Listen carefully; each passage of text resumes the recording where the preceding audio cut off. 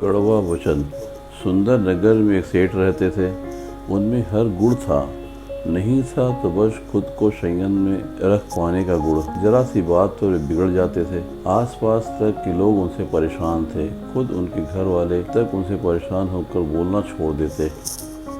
किंतु यह सब कब तक चलता, वे पुनः उनसे बोलने लगते। इस प्रकार काफी समय बीत गया, लेकिन सेठ की आदत नहीं बदली। उनके स्वभाव में तनिक भी फर्क नहीं आया।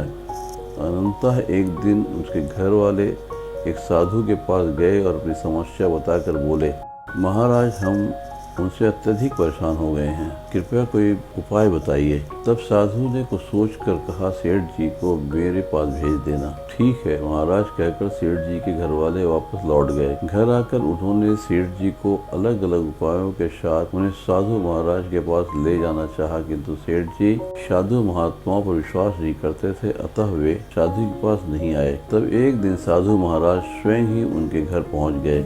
वे अपने साथ एक गिलास में कोई द्रव्य लेकर गए थे। साधु को देखकर सेठ जी की त्योरियां चढ़ गईं, परंतु घर वालों के कारण वे चुप रहे। साधु महाराज सेठ जी से बोले, सेठ जी, मैं हिमालय पर्वत से आपके लिए यह पदार्थ लाया हूँ, जरा पीकर देखिए। पहले तो सेठ जी आनाकानी की, परंतु फिर घर वालों के आग्रह पर भी मान गए।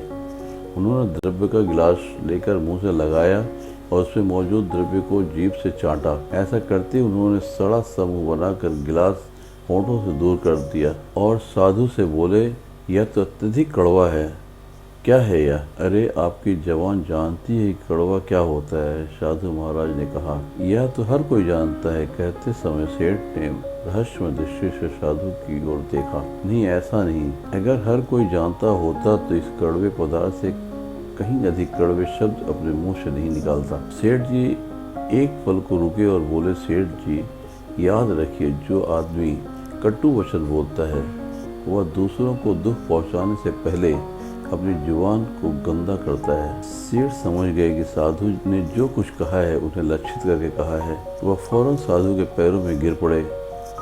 बोले, साधु महाराज, आपने मेरी आंखें खोल दी। अब मैं आगे से कभी कटु वचन का प्रयोग नहीं करूंगा।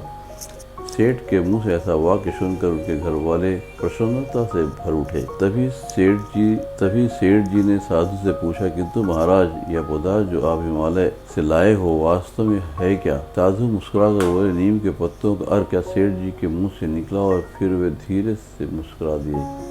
मित्रों, कड़वा वचन बोलने से बढ़कर इस संसार में और कड़वा कुछ नहीं। किसी द्रव्य के कड़वे होने से जीभ का स्वाद कुछ ही देर के लिए कड़वा होता है, परंतु कड़वे वचन से तो मन और आत्मा को चोट लगती है।